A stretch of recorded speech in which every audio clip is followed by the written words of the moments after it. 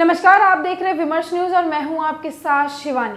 सीमा सचिन एक सहज महिला है और उनकी विशेष कहानी है। तो वहीं पे बहुत सारे लोगों का यह कहना है कि उनका बहुत कुछ बनावटी है, वह एक जासूस है। इलेक्ट्रॉनिक मीडिया ने तो उनके जासूस होने के थीम पर कई सारी कहानियां चला दी है।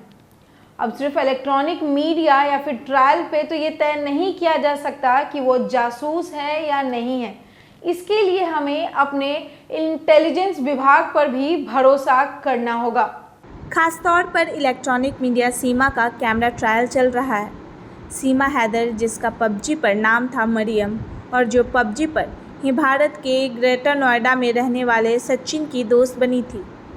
कैमरा ट्रायल या मीडिया ट्रायल में जितने भी भ्रम पैदा किए गए हैं उन सबको एक एक कर समझने के लिए हमारे साथ कुछ मिनटों तक लगातार बने रहिए, देखते रहिए विमर्श न्यूज़।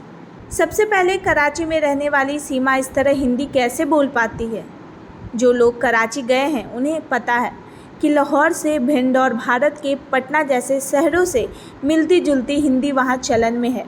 कराची के किसी कॉन्फ्रेंस में आप जाएंगे तो वहाँ लोगों को सुनते हुए एक बात की तरफ आपका ध्यान जा सकता है कि मोहतरमा जैसे शब्द और ऐसे ही कुछ रेयर शब्द को छोड़कर वहाँ हमारे पटना जैसे ही हिंदी चलन में है। आपको बता दें, पटना के कोई सम्भ्रात पढ़े लिखे मुसलमान भी जिस तरह के उर्दू, फ़ारसी, अरबी शब्द इस्तेमाल करते हैं उतना भी वहाँ आम रूप से चलन में नहीं है। पाकिस्तान में लोगों से बात करेंगे तो भाषा की समस्या नहीं आएगी वहीं, परंतु आप उस समारोह के स्टॉल पर हिंदी और अंग्रेजी किताब रख देंगे तो हिंदी किताब को कोई उठाएगा भी नहीं। विमर्श न्यूज़ ने प्रारंभिक तौर पर यह स्वीकार कर लिया है कि सीमा अंग्रेजी के इक्के दुक्के शब्दों को बोल सकती है, साथ साथ अच्छी हिंदी भी बोल पाती है। देवनागरी लिपि जाने बगैर हिंदुस्तानी या हिंदी का प्रयोग वहाँ सहज है। वहाँ हिंदी सीरियल लोकप्रिय है। सीमा भी हिंदी फिल्में देखती थी और तेलानी राम जैसे सीरियल देखती रही। सीमा के पाकिस्तान होने पर भारत में हैरानी थी कि वह बड़े ही भरोसे के साथ काठमांडू आई और दोबारा काठमांडू से कराची जाकर अपने 4 बच्चों के साथ वापस काठमांडू आई। इसके बारे में उसका गाइड एक ट्रैवल एजेंट था और उसने ही उसे लंबे रास्ते से काठमांडू का सस्ता टिकट उपलब्ध कराया। वह अपनी ज़िंदगी से, पति के बर्ताव से, अपने देश के परिवेश से और गुलाम हैदर से एकदम से मुक्त होना चाहती थी और अगर उसे वापस वहीं ढकेल दिया जाए तो उसे डर है कि इस्लाम धर्म छोड़ने की कठोर सज़ा वहाँ दी जाएगी। पाकिस्तान से भारत चले आने के गुनाह में भी पत्थरों से मारकर उसकी हत्या कर दी जाएगी। बीबीसी के संवाददाता को उसने बहुत ही जिम्मेदारी से अपना जवाब दिया है। बीबीसी हिंदी के संवाददाता को वह कहती है कि उसे पाकिस्तान के खिलाफ नहीं कहना है। पाकिस्तान में उसके माता पिता की मिट्टी है, वहीं वे दफन हुए हैं। वह वहाँ से आई है। वह पाकिस्तान के विरोध में कुछ नहीं कहेगी। जासूस की तरह यह कोई दुराव छुपाव की रणनीति नहीं है, बल्कि जितना उसने अपने दिमाग को खोला है और मुक्त हुई है उसकी सहज प्रतिक्रिया है। वही सहज है कि उसे एकदम साधारण महिला नहीं माना जाए।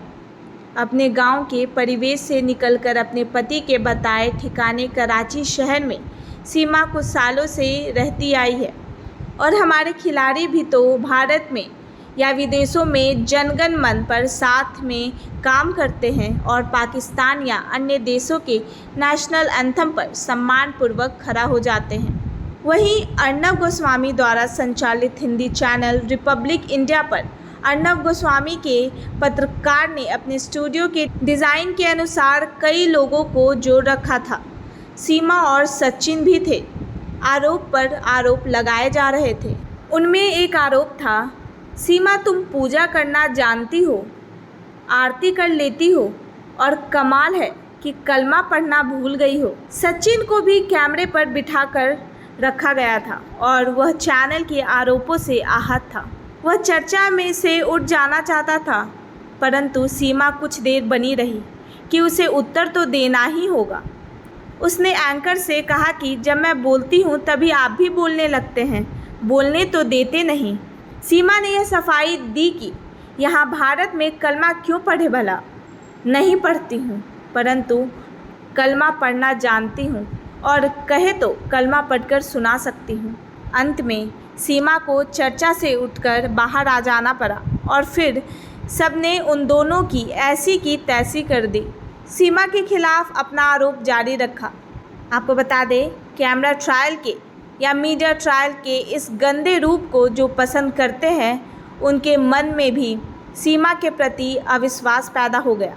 अपनी परिस्थितियों से मुक्त होने और प्रेम के लिए सीमा के कदम आम नहीं हैं। उसे हैदर से अलग होने में मदद का एक हाथ भारत देश से उठा था, जो उसे थाम रहा था।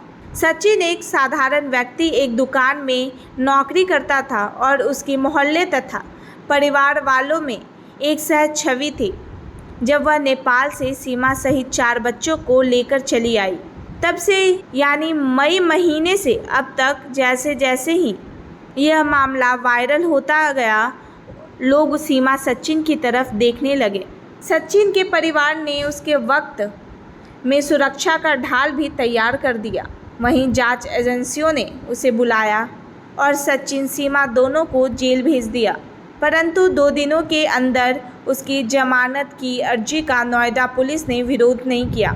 जानकर लोग निश्चित तौर पर जानते होंगे कि उसने कराची का अपना पता सही बताया था, वह वेरीफाई किया गया होगा। उसने वहां मकान बेचकर 5 लाख या 6 लाख रुपए जुटाए। यह कराची स्थित BBC संवाददाता ने भी पता लगाया, उसकी पुरानी जगह को भी जाना और वहां जिस मकान में वह अभी किराएदार थी उससे भी पुष्ट हुआ। सीमा यदि जासूस होती तो अपने इलाके, अपने घर परिवार की पहचान और पाकिस्तान का पासपोर्ट लेकर नेपाल नहीं आती। उसने अपने पासपोर्ट बर्बाद भी नहीं की है। भारत में बिना कागजात के आई है। उसके खिलाफ बातों का सिलसिला नहीं जम रहा था और उसने यहाँ जो कहा था या कोर्ट में जो बताया था, उसकी सच्चाई की पुष्टि हो रही थी। तो ऐसी खबरों के लिए देखते रहे विमर्श न्यूज़, और अगर अब तक आपने हमारा चैनल सब्सक्राइब नहीं किया है तो इसे सब्सक्राइब भी कर ले।